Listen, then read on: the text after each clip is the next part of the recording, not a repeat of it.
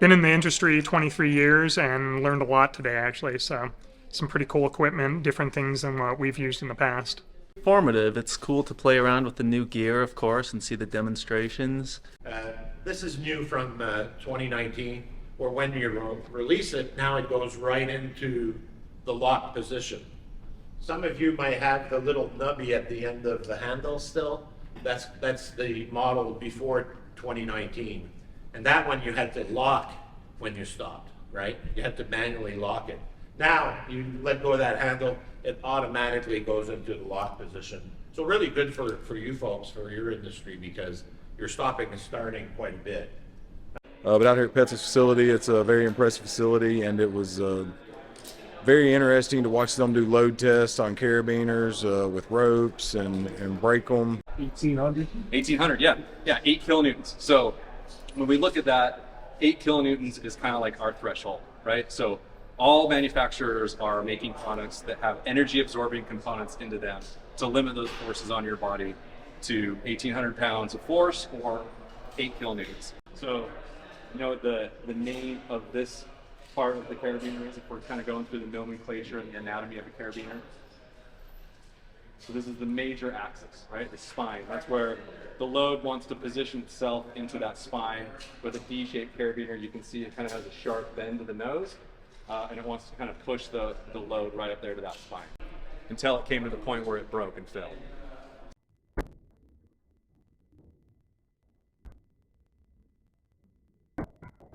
And we get it kind of bending, and then it hits that yielding point, and it snaps the carabiner down. Watching drop tests with 300 pounds dropping on safety brakes and ascenders, watching the ropes get shredded, seeing them break and kind of seeing what it takes and the kind of forces that this equipment can withstand it was pretty impressive and fun to watch. How much force can the human body take, right? We're just sacks of water. Our organs are in there just kind of like floating around. And when we come to really abrupt stops, what does that do to the human body? And we can only take so much force, obviously, right? Think about car accidents and things like that. We really need two components to limit those impact forces to our body, and those things are time and distance. So think about slamming on the brakes in your car versus coming to a slow stop, right? You put on the brakes at a good distance before that stop sign, you slow the car down, and you come to a nice controlled stop. That's time and distance for you to kind of limit that immediate force, versus slamming on the brakes where we take all that energy and put our faces into the steering wheel all at once, right? And based on this, like workers working at height, we want to have something integrated into our system that's going to provide us with that time and that distance, and that's an energy absorbing lanyard, right? So we have to think about clearance distances. What does it take when an energy absorber deploys? How much room do we have to have above a structure or an obstacle or the ground, where that will allow it to kind of come to a nice controlled stop versus slamming into the ground or something like that. So a lot of times we want to take a look at fall factors as well. And if you guys know anything about fall factor, that's going to be kind of like where our fall arrestor is positioned on our body. So typically you guys are attaching sternally, right? Not necessarily dorsally.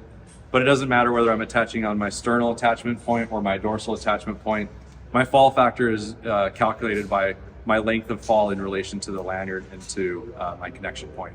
So if I have my ASAP or my connection point up here, I really have a fall factor of 0, right? Like if I have a mainline failure and I load this, it's not going to be much of a fall.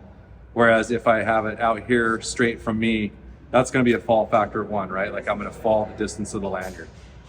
And then if I have it down here, kind of in this orientation where my ASAP is a little bit low, I'm going to fall the distance of the lanyard twice, right? So 2 full distance of that lanyard, and that's a fall factor 2. And all of our energy absorbers, the ASAP absorbers for the ASAP fall arresters, are calculated to be used in a fall factor 2. But when we start getting slack into our system, right? Like if we don't tend our ASAP and we get a lot of slack in this rope, if the rope travels through it, that's going to kind of generate more force because you're going to fall the distance of the lanyard plus whatever slack you've integrated into the rope. So that's why we really preach, anytime you're using a mobile fall arrestor, keep it as high as you possibly can at all times. Make sure that we're not generating loops of slack into that rope. All right, so once again, full-on product misuse. This is not how we want to do this kind of operation. Hand descenders, things like that, we want to keep them under suspension and tension at all times.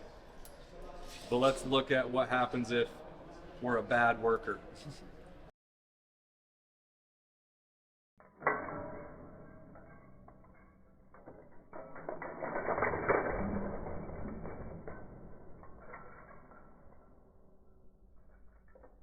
But really the thing that taught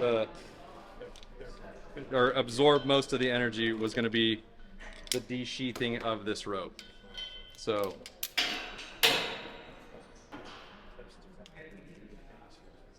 you can see how it really bundled up there, right? The sheath of the rope just basically bunched up, kind of hit the end of the knot. If it was just an unterminated rope, it very likely could have slipped that entire sheath off the end of the rope. So a couple of things, if you guys ever lose the information on your rope and you don't know when it was manufactured, there's a ribbon inside of here. It's very melted at this point, but this little ribbon in there has the date of manufacturing, the model of it, and the certification. So EN 1891 type A rope is in there. It's got the date. Then you kind of saw here, we did lose a couple of core strands, but for the most part, they all stayed intact with the exception of one, and that was pretty much what held the load at that point, was all these other interior core strands. So rope is shot, and then I also want to show some deformation to the hand descender. You can see here that that flange, because of all of that sheath bunching up, wanted to pry that channel open. Typically this is a lot more tapered in. You can kind of see that more so with that cam, right? They're usually pretty parallel to each other. So you can see that's bending out, right? It's kind of the similar concept here where we have teeth integrated into both devices.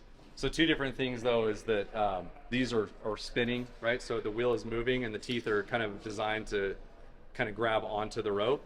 But once they stop, they send little bobbins out that stops that wheel. So that once that wheel stops, then the device stops on the rope, and then the energy is absorbed by the energy absorber deploying. Whereas this one, those teeth bite down really rapidly, and they press the rope directly into the frame of the device, and there's no energy absorbing component integrated into it. So the only thing the only place that energy is going to go is to the rope, and that's what's going to de-sheath it. So using something like this without an energy absorber, you may see de-sheathing, but that's why we require an energy absorber with all these kinds of devices. And then just one last point that I want to make too is we're doing this stuff right here next to the anchor. There's not really a lot of elongation going on. So when we're like really close to our anchor points, that's kind of like worst case scenario. As you can see, it ripped the whole thing apart off a very minimal drop. So I kept this piece of rope to show them why it's important to keep that safety where it is. And yeah, I can't wait to show this to my guys.